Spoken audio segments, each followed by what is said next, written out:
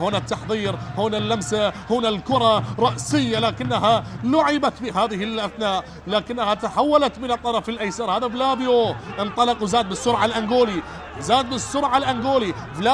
فلافيو 1 على 1. فلافيو الكرة اصطدت، تأخر فيها فلافيو، ودومينيك مندي يتفوق بهذه اللحظات.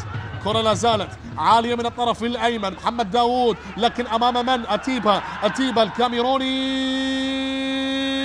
وإلى خارج الملعب، إلى خارج الملعب. وسام علي يشكو من إصابة حاول فيها الكاميروني ليونيل أتيبا، هذا هو اللي أمامك بالصورة، لكن الكرة مرت إلى خارج الملعب. أراد استغلال تقدم الحارس وسام علي، أراد استغلال تقدم الحارس، لكن كرة اعتلت ومرت إلى خارج الملعب. بالمناسبة تحدثنا عن مواجهات الفريقين أمانة بغداد والشرطة، آخر 4 مواجهات لم ينتصر أمانة بغداد، آخر 4 مواجهات فاز فريق الشرطة بالمواجهات ال4. ونتحدث عن أكبر النتائج كانت للشرطة بنتيجة 3-0 موسم 2017، وأيضا مواجهة وحيدة جمعتهم في بطولة كأس العراق موسم 2021 انتهت بركلات الترجيح، فاز فيها فريق الشرطة. يعني المواجهات الصعبة اللي تعتبر على أمانة بغداد ممكن يغيرها اليوم، ممكن تتغير الأمور بالواقع، وبذلك الكرة تلعب من الطرف الأيسر. مواجهات لا زالت بالحديث عن آخر 26 مواجهة أو 25 مواجهة ما بين الفريقين، 17 انتصار للشرطة مقابل 3 انتصارات لأمانة بغداد، و5 مباريات انتهت بالتعادل.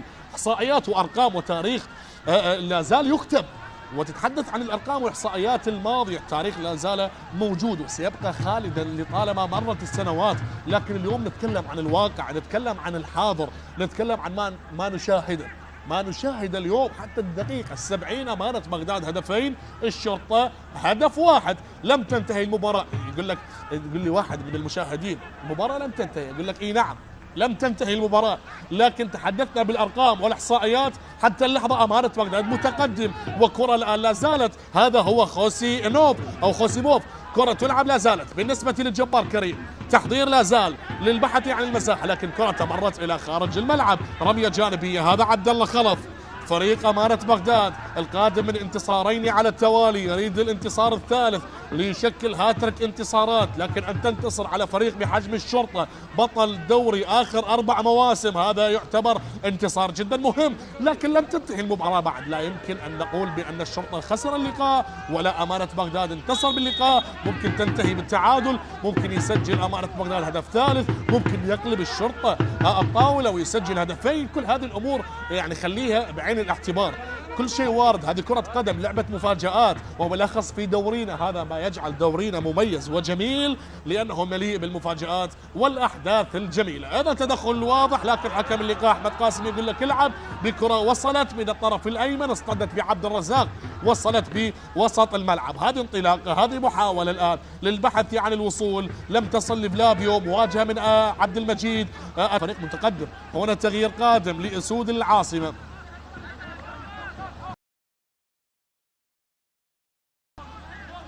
كمال القرع اللاعب المغربي، بالمناسبة كمال القرع اللاعب المغربي اللي سجل، نعم سجل بالمباريات السابقة.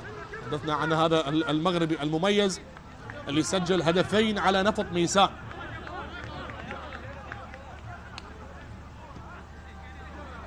نشاهد وننتظر.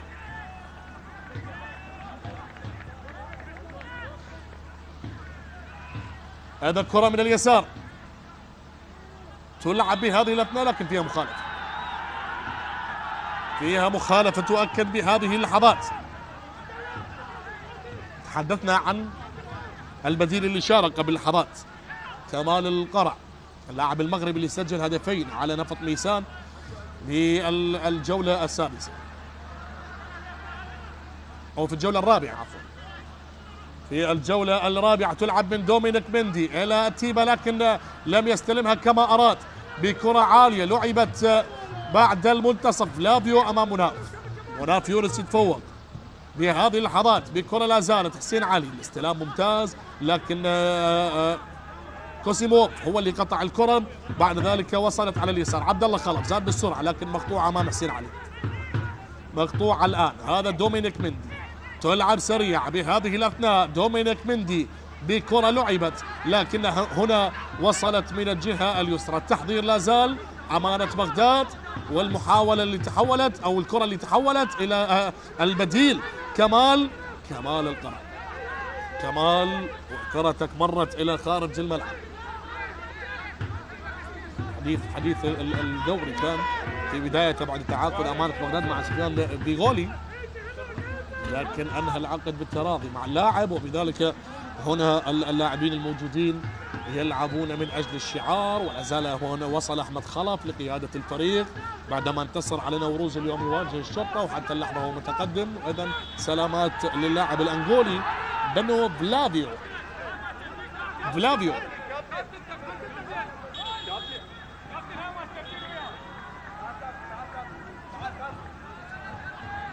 شاهد وننتظر.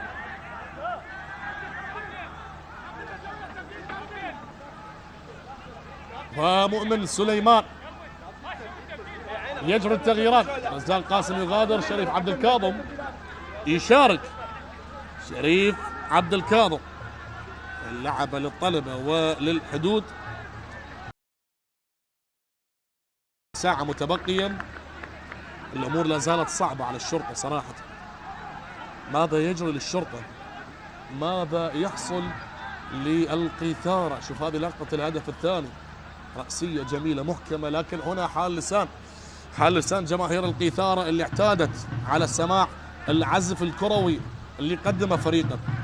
سنوات قريبة كان اسم الشرطة عنوانا للاستقرار حاضرا في القمة.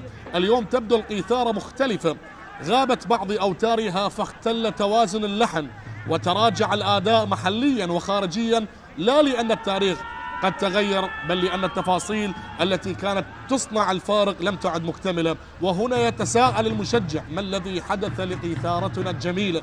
جمهور الشرطة لا يطلب بالمستحيل بل يعتب لأنه مشتاق ويتألم لغياب العزف الذي أحبه على مدار السنوات. عتب صادق نابع من محبة لفريق لم يكن يوما يخذل هذه الجماهير. ومع هذا العتب يبقى الأمل حاضرا، فالشرطة ليس نادي مرحلة ولا فريق لحظة، بل اسم يعرف كيف يصلح أوتاره ويعود بنغمه الحقيقي. وحتما سنستمع إلى عزف القيثارة. أيضا كرة تلعب بوسط الملعب، لا زالت الآن أمانة بغداد اللي يقدم واحدة من الجولات المميزة. وهنا كرة للمغربي كمال وأحمد باسل. أحمد باسل المميز، وبكرة من اليسار. ربع ساعة أو أقل لنهاية الوقت الأصلي. الشرطة هدف، أمانة بغداد هدفين. دومينيك مندي بكرة لعبت بهذه اللحظات، تمريرة على الطرف الأيسر وانطلاقة لا زالت الجهة اليسرى أكثر فعالية بعد مشاركة أحمد فرحان، وبذلك الانطلاقة الآن تصل بهذا التوقيت. تمريرة لا زالت للمواس، محمود المواس يحاول بكرة بعيدة من دون أي تركيز من المواس، بعيدة على أحمد يحيى، بعيدة على أحمد يحيى. المواس والحديث والرمية الجانبية الآن.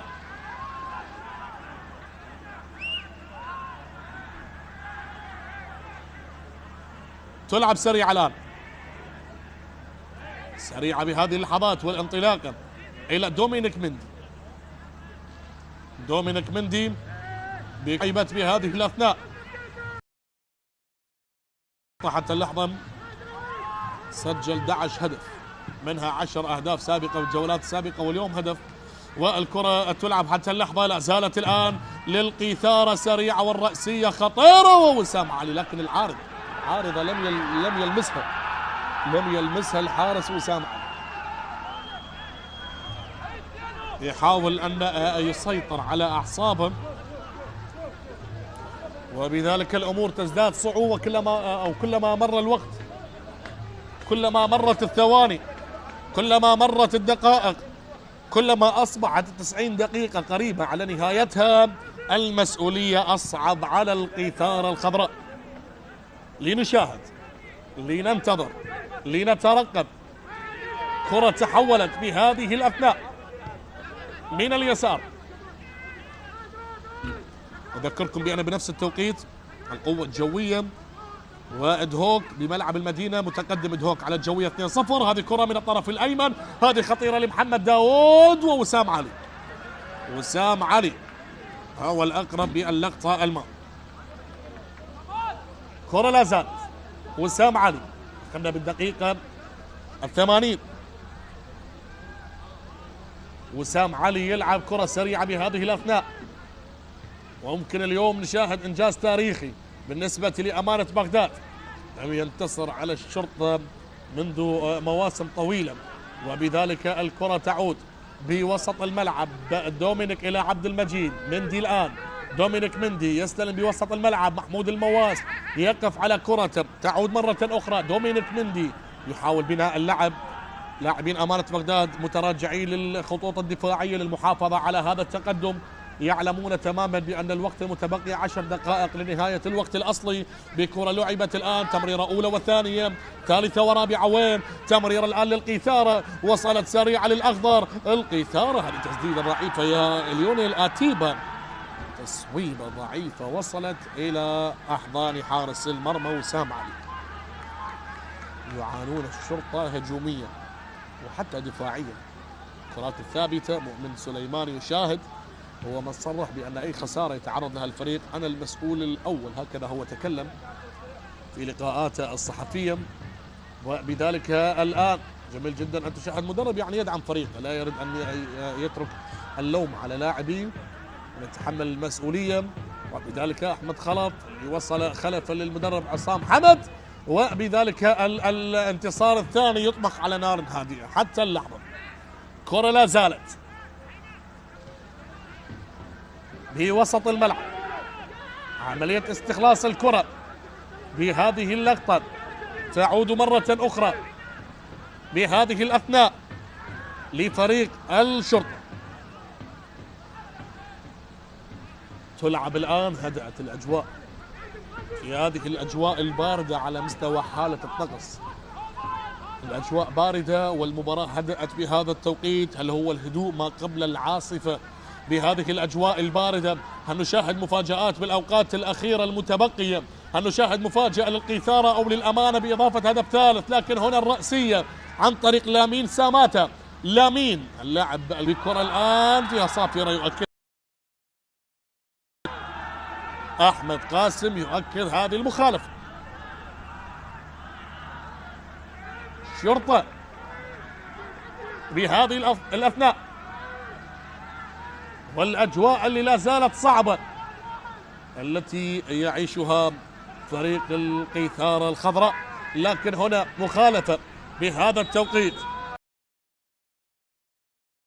قريبة على منطقة الجزاء. تلعب الآن بعيدة على دومينيك مندي، بعيدة على دومينيك مندي، وبذلك الكرة الآن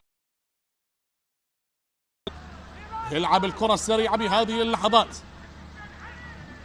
لمصلحة دومينيك. الله الله على المرور الجميل، لكن فقد التوازن. دومينيك لا زال يحافظ على كرة، تمريرة لا زالت.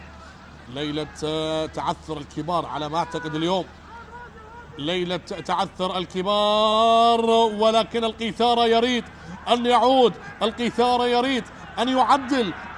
أمامك محمود أحمد اللي يقدم مباراة كبيرة اليوم صراحة. محمود أحمد يقدم مباراة كبيرة. نشاهد وننتظر محمود أحمد وأحمد يحيى على التنفيذ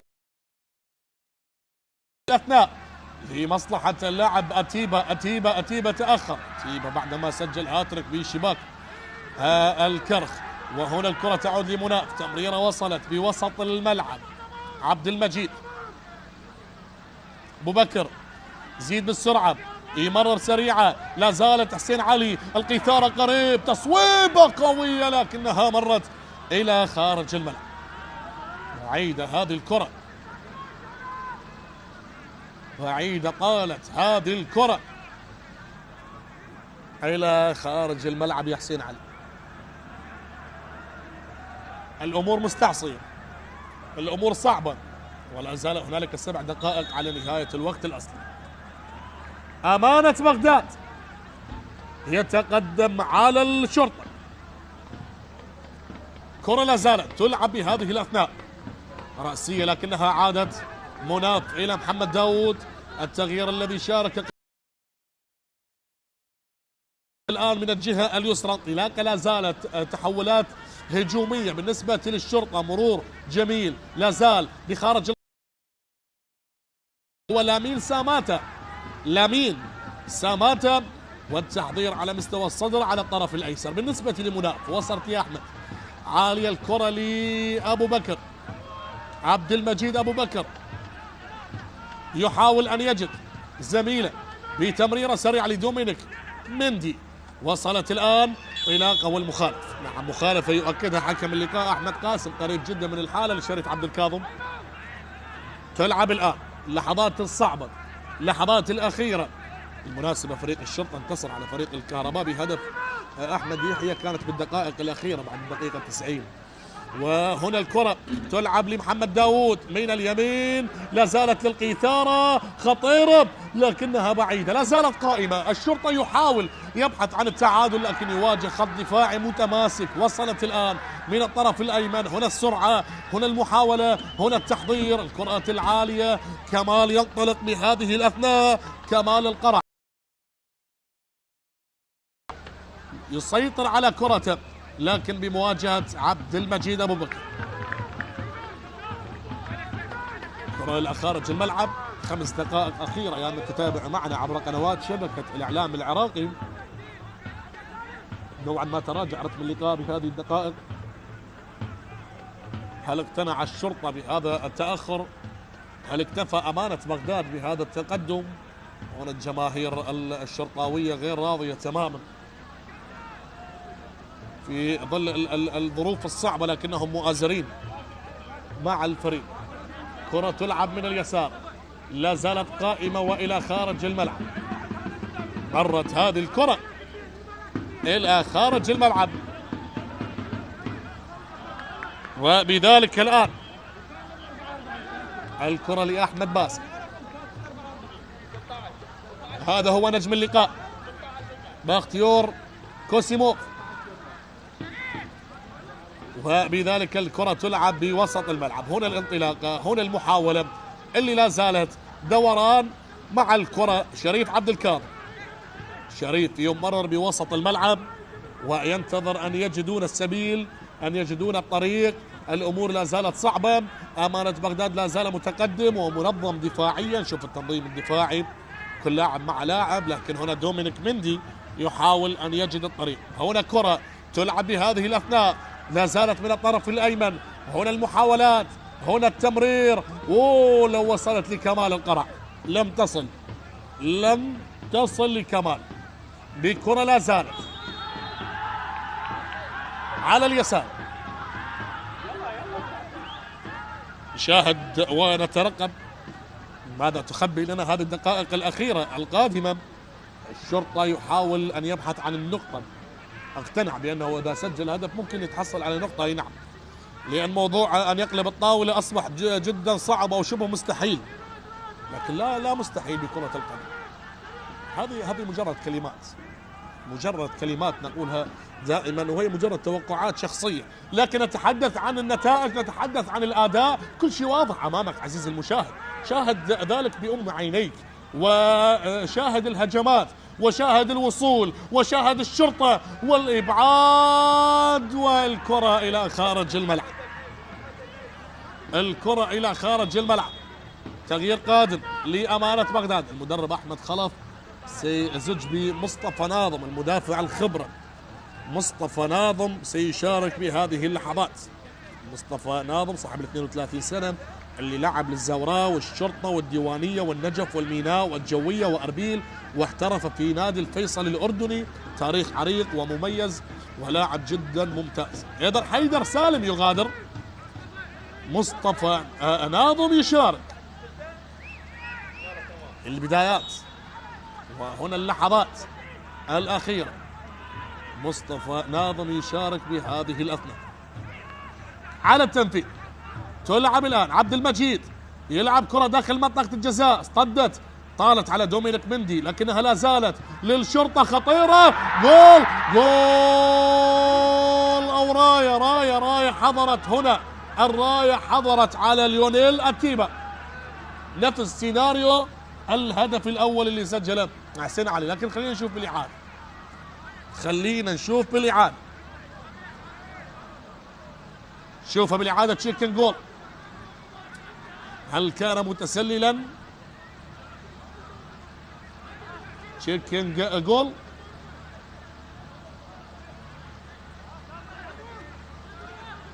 أحمد قاسم، والمرة الثالثة الذي يلجأ إلى الفار. الحديث مع غرفة الفيديو مع الحكم علي أحمد. إذن نعم، راية وتسلل، تسلل كان على اللاعب ليونيل أتيبا اللاعب الكاميروني. نو جول. آخر دقيقة ثم الدخول بالوقت البدل الضائع. هل يفعلها الشرطة؟ هل يفعلها الشرطة ويسجل التعادل بآخر الدقائق؟ إذن الوقت الأصلي تقريبا انتهى 10 ثواني، وسندخل بالوقت البدل الضائع. أمانة بغداد متقدم على الشرطة، وهنا القيثارة، لكن وسام علي ستزف البشرى، هذا ما يريد. كم دقيقة قدمها الطاقم التحكيمي؟ كم دقيقة؟ 6 دقائق. أمام الشرطة 6 دقائق إذا أرادوا التعادل، وأمام أمانة بغداد 6 دقائق إذا أرادوا الانتصار للمحافظة على هذا التقدم. كرة مستخلصة ناظم، أول لمسات من اليسار، طلاق الآن لا زالت لي كوسيموف.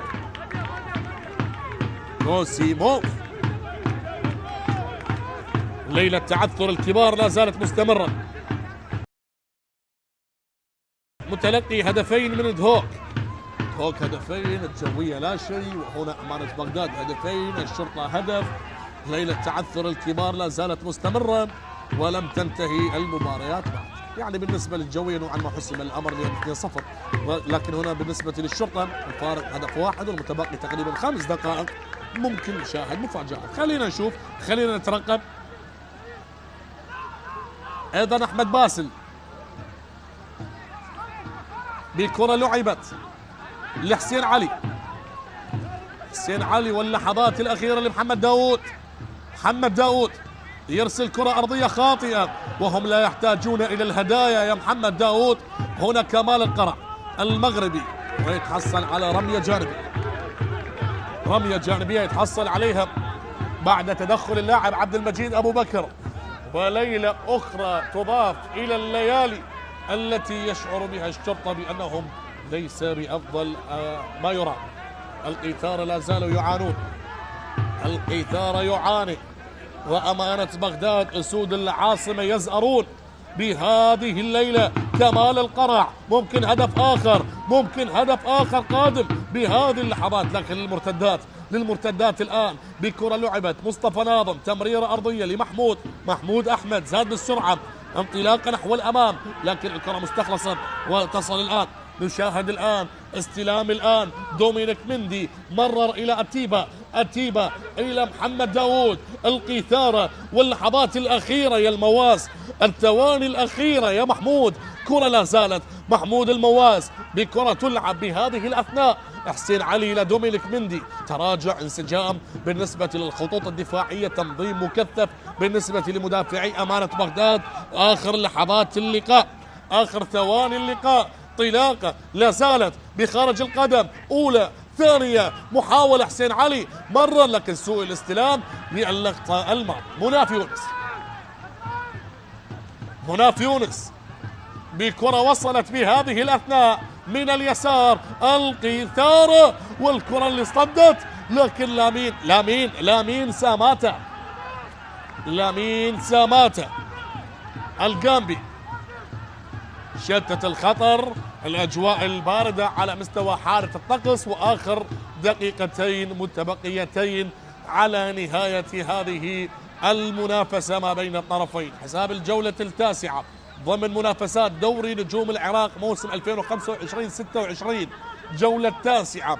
أمانة بغداد والنقاط الثلاث الذي يريد حصدها بهذه الثواني المتبقية. أيضا كرة لعبت من اليسار بالنسبة لدومينيك مندي. دومينيك مندي إلى مناف، تمريرة وصلت من اليسار، وهنا تحضر لمحمود المواس هذه المسافة. حسين علي مرور، تلاعب، تمرير، والكرة مستخلصة لأمانة بغداد. تمريرة من اليسار، وكمال القرع أمام عبد المجيد اللي يتفوق بدنيا. آخر دقيقة 50 ثانية على نهاية هذه المباراة.